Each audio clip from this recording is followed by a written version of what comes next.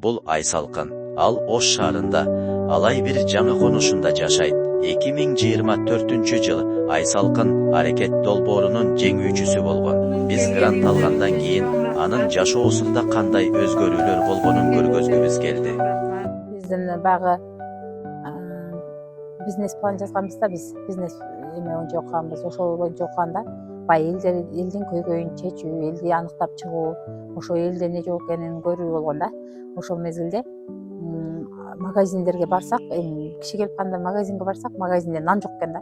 Бир каржылагандан кийин мен ошол жерде аялдарды ишке алып иштетип баштап 2024-жылы Айсалкын ушундай максат койгон. Эми болсо, анын өзүнүн кичинекей пекарнясы иштеп жатат.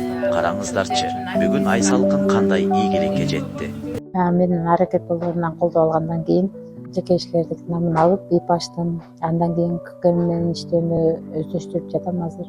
Бир сырткары сос дүкөндү алып арендага. Ошону азыр ачышкандын немесинде турам.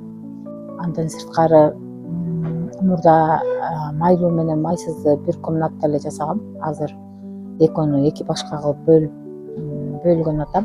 Бөлүп чыгарсам, заказдарыма мага өзүмө удобно кылып эме түзүп атам да, шарт түзүп атам өзүмө. Оборудование алдым да кошумча.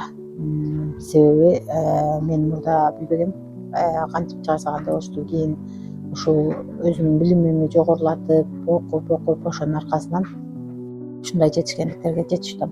Өзүмдү мурда кичинекей эле повар аял катарында көрсөм, азыр ийгиликтүү айым, жеке ишкер катарында өзүмү баалап сездим. Бир жерге барганымда так айта алам. Сен кимсиң деп эме суроо берсе, мен кичинекей пекарный цехтин жеке ишкер айыммын деп айтам. Мага дем берди, күч берди, окутту, билим берди деп толугу менен айта алам.